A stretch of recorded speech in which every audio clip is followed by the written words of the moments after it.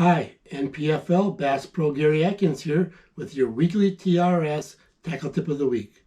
This week I want to talk about a bait that I really feel it's fell off most people's radar. Especially with the popularity of the Ned rig, I believe the tube jig has really lost popularity and it's kind of got thrown to the side. But for me, I catch a lot of big fish on it year round, so I tend to use it over the Ned rig. Today I'm going to get into the rod and reel combination that I use, the tube brand I use, the sizes I use, and the jig head that I would put inside of them. And then at the end I'll get into some of the areas that I would look for to target big smallmouth and largemouth. So let's start with the rod and reel. I use a G Loomis GLX medium action rod, 7'1" fast action tip. It allows me to make a long cast with light tubes and light line, and I can feel that bite out on a long cast, especially a subtle bite. I've got it paired up with a Shimano Stratic 2500 series reel, and I've got it spooled up with 5-pound Power Pro braid with an 8-pound Seaguar fluorocarbon leader. Great combination. I can feel them subtle bites on long casts with that braid, that fluorocarbon line, and I can make that long cast with that light line. For me, as far as tube brands, there's a lot of good ones out there, but I like the Get Bit Baits tube brand. It's a great brand, great tube. Been using it for years. It's put a lot of big fish in my boat. That's why I stick with it. If it ain't broke, I don't fix it. Now they make a lot of different size tubes. Early in the year, you're going to see me using a 2 3/4 stubby tube, they call it. Great tube. When them crawfish are first coming out and they're smaller, I use that small stubby tube. And you can use this year round too, but it's really good early in the year. Once that water warms up a little bit, I'll get into that 3.5-inch fat tube. That puts a lot of big fish in the boat later in the year. They also make a slender 3.5, and they make a 2.5 slender also. Certain times of the year that also is productive, but if I'm going to use a slender, I typically would stick with the 3.5. And then later in the year when I'm fishing largemouth, I can use a 4-inch flipping tube. I really feel it's something that really gets overlooked by fishermen. Most guys are using creature baits and jigs. I can go behind fishermen on highly pressured waters and flip a tube behind them and usually put some nice fish in the boat behind other fishermen because it's just something the fish don't really see. It's subtle, and like I said, they just don't see it. Now there's a couple different kind of jig heads that you can put inside tube jigs. Obviously you have your standard tapered lead jig head, and this is the most popular one. It's fatter at the tip and it slenders down to nothing, and you would slide this, I would wet this, and I would slide this up into the tube body, just like this. Work that up in there.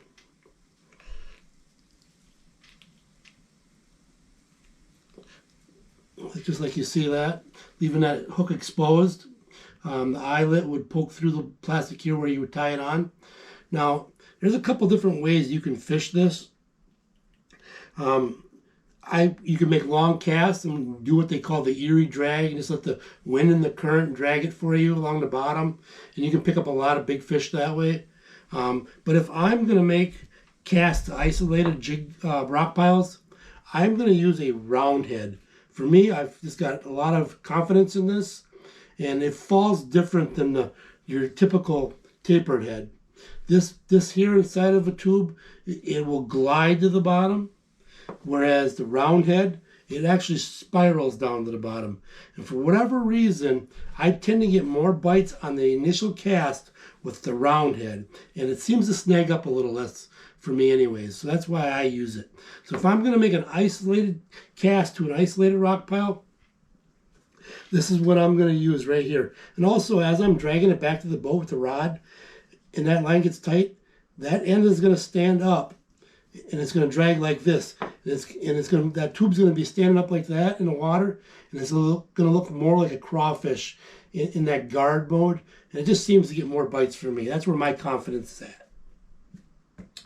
As far as colors, I like to stick to natural colors, your green pumpkins, your smoke purple, green pumpkin purple, dark melon copper, regular dark melon pepper. Them are the colors that 90% of the time, that's what I'm going to be using. There is amber is a great color also, especially on the Great Lakes. It really mimics the goby really good. I actually had a top 10 finish in a bass open on the St. Lawrence River last fall, and all my big fish actually came on this amber color. I would switch it up between the green pumpkin and the amber. When it was early in the morning and it was less light, I would use the green pumpkin, but when the sun came out and it got a lot brighter, I would use the amber. And it just seemed like I got the bigger bites later in the day. Great color. Other than that, like I said, I would just stick to standard colors. As far as the areas that I'm going to target, if I'm going to be using the drag method, I'm going to be like on rocky shoals, reefs, gravel bars, things like that, where I can drag that bait across that gravel, rocky area, and then smallmouth or even largemouth will be up in them areas looking for crawfish, gobies, things like that. And I'm just going to keep my rod tip high and just let that thing bounce off them rocks as my boat is drifting back with the wind or with the current. And then all of a sudden you'll feel a subtle bite. Sometimes you won't even feel the bite. Sometimes you just lose contact with your bait and you know one has picked it up and you reel down to them and set the hook. Now, if I'm going to be making isolated casts, I'm going to be typically looking for isolated rock piles, maybe weed lines, gravel, mud to gravel transition, boulder to sand, or boulder to gravel transitions. Them are the areas I want to make my isolated cast to, and I am going to let the fish tell me how fast they want it. I'm going to start out with a slow presentation. I may even do what they call stroking a jig, pop it up and let it fall.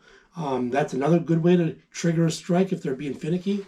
But if like I said, if I'm going to be using an isolated cast to an isolated rock pile, I'm just going to drag it through that rock, through that gravel, and as slow as I can, making sure that that tube stays with bottom contact at all time and wait for that strike. And using this combination that I use with that braided line, fluorocarbon line, I can feel that subtle bite on a long cast. So I hope them tackle tips help you put more fish in the boat. Everything you see here can be purchased at thereelshot using promo code Gary10. You save yourself some money. And until next week, I hope to see you on the water.